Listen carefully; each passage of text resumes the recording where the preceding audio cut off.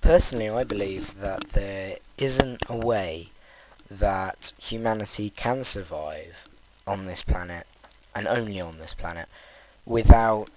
It's just. There are ways in theory that it would work, but in practice they just wouldn't work because people wouldn't cooperate. So I think that the best way to get people to live and keep everyone living and try and get people to live at a better standard of living is to try and use more resources from elsewhere. And we've done this in the past. This is the human way, if you like. What we did as tribes in northwest Africa developed, and they got overpopulated and they couldn't hold the resources. People left the tribe to go elsewhere. And this caused the expansion of the human race across the whole of the globe. Um, and this was just as people overcrowded a particular area, they moved to a new one. And as they did so, and as they settled down, and there were tribes all around them, the tribes that got left behind and couldn't move on because there were already tribes all the way around them. They had to find a new way of coping with the overpopulation. And in nature, if you think about the animals, and because of course the animals can't just improve their technology, the animals just die if they are overcrowded. Whereas the human population managed to come up with a way that was a lot better than that, for the human population anyway, and it was to advance technologies. And so the demand for the demand for the technologies was there, and so people needed the technologies, and the people who had the technologies survived and thrived, whereas the people who didn't, it was sort of an evolution, but it was without the changing of the genes. It was the changing of society and the way the society ran. And as you can see through history, the people who had the technology, who irrigated the land rather than just waiting for the rain, they survived a lot better. For instance, the Egyptians, they did very well until droughts and environmental disasters is generally why the great civilizations failed. It's either that or war. And generally, the ecological disasters cause war, and so war will eventually be the cause of the end of a civilization. And so what we've seen in the past is that even up till the 1800s, the British colonies were that they didn't have the resources within the island of Britain to cope with the population which Britain had achieved through research and advances in hygiene that the rest of the world didn't really have. And not just hygiene, but the way we irrigated, the whole way that the British society worked in those days. And it wasn't just Britain, but France and a lot of Europe and Spain, and we're all doing the same thing. And so we went elsewhere, for instance, to the Americas, to Brazil. Well, it wasn't us who went to Brazil, but the Europeans went to Brazil, and the whole of Europe went and colonized the Earth, pretty much, whether there were humans there or not. And this way of moving on and just taking up more and more space as you have more and more people is the human way. So why would we need to stop now? Why is it suddenly unethical to do this? And I know that, of course, there are reasons why. Yeah, of course, because we did it in history isn't always a good reason to do it. Now, of course, you've got the stoning, execution, tribal ceremonies. But the point is, it has come to a bad in for the natives. But if there isn't any natives, for instance, on the moon, there isn't any natives. We've been scanning it, although we haven't sent man there a lot. We do still have satellites scanning it, so it's not like nobody's on the moon. Nothing's happening on the moon. It's just boring now since the Apollo missions. There has been people scanning it and stuff.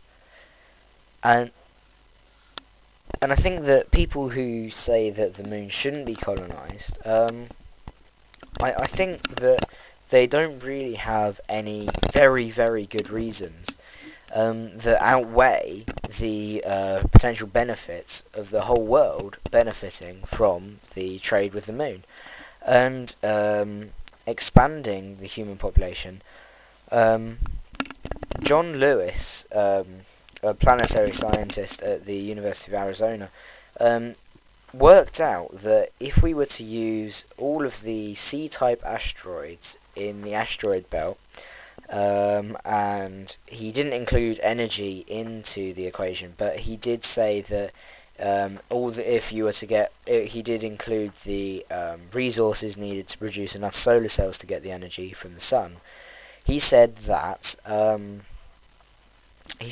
the solar system could support 10 to the power of 16 people living at the same standard of living with regards to resources as the average American. And so going into space is definitely the way to help everyone, because as we go forwards in time, we have places like China with stabilizing governments. Their governments are becoming more stable, and so their economy is becoming more stable, and investors are going to China and the rest of Asia. Um, and this means that this massive population who live in Asia are starting to get a bit wealthier, and they're starting to be able to afford the same sort of things as the Western world has in the past. And this causes a massive demand on resources that the resources just can't cope on Earth. And we've seen this because oil prices are rising, most metals are rising in price. And is there enough? Of course there's enough iron, for instance, on Earth, but is it in the place that's accessible? And people who have been mining stuff, they always go to the easiest place. And no one ever really cares where stuff comes from. Well, they do in sometimes, but if it's coming from an asteroid, or if it's coming from the mine, if it's coming from the mine that's destroying the landscape on the mountain, which one are you going to go for? Well, if the one on the asteroid's cheaper, it's not just more environmentally friendly, but it's also cheaper, then of course you're going to go for the asteroid. But if you don't really track it back, the jeweler who you're going to buy the metals off, or the company, for instance, the computer company you're buying your computer off, they're going to go for the cheapest, and so you're not really going to have a say in where the metals are coming from. If there's not unless enough people, of course, go and they want to have a say in where their metals are coming from. But really, if it was the case that because or governments started to have the regulations that stop the mining of very pretty places, beautiful places, and that's where the metals were, and the government stopped the metals being mined from those places, and that's all that's left for the places to be mined, then I think that the logical place to go, which would probably eventually be the cheapest, is to go for asteroid mining. But of course, if you're going for asteroid mining, you need someone to go first, and everyone's so they're so worried about what would happen if they did, and there hasn't been any experiments, no tests.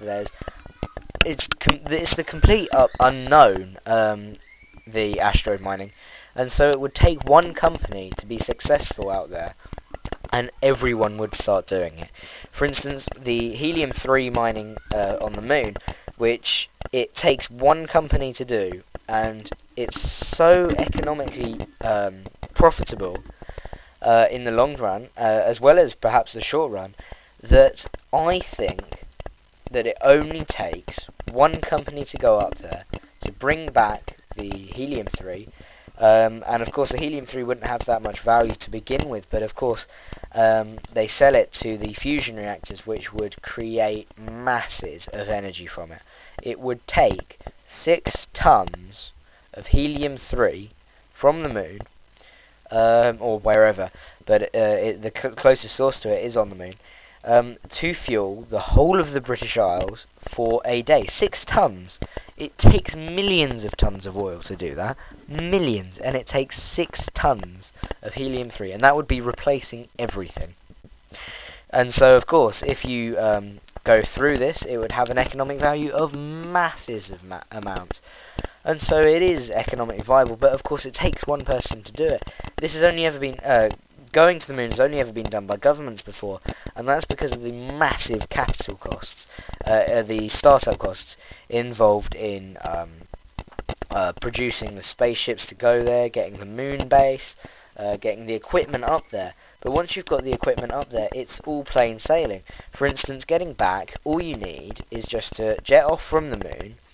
You can then use aerobraking from the Earth's atmosphere to slow you down enough to get into low Earth orbit. The heat shield needed for aerobraking could come from the moon's soil as well, because the moon's soil contains rutile, which is titanium dioxide, and this is very good at this is a very good heat shield. And by having the dust particles of this and putting them into a mould and microwaving the mould, all the dust particles join together, creating quite an efficient heat shield. Most of what we'll need to go to the moon is already there, and a lot of the materials needed to expand are on the moon already, so all we need is to take up the starting resources, the perhaps something to help us mine the lunar soil and process it.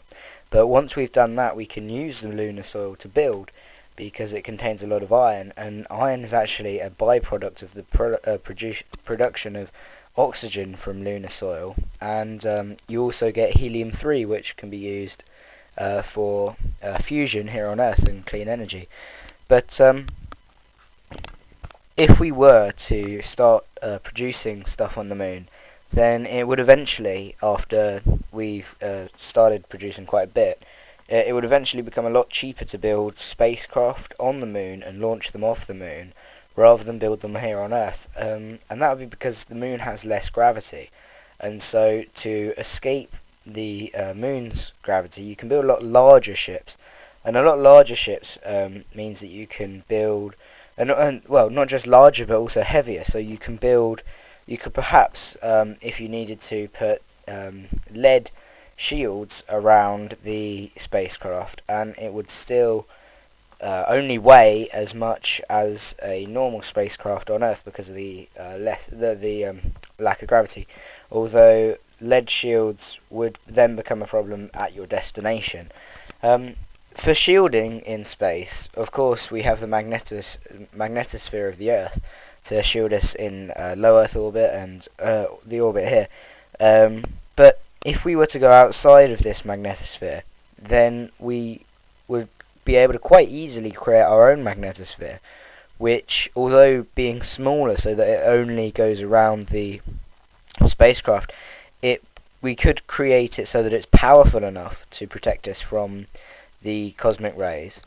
And this wouldn't weigh that much, but it would take up energy. And so maybe, if we can get fusion working with helium-3 off the moon, maybe our future spacecrafts for missions to Mars and perhaps other asteroids, maybe they would contain a fusion reactor for power, and to generate the power needed to keep the magnetosphere going, and also to perhaps in the future power the ship, so we actually have nuclear spacecraft that are powered by fusion. And these ships would go a lot faster than the ships we currently use with the hydrogen-oxygen rockets. Thank you for listening.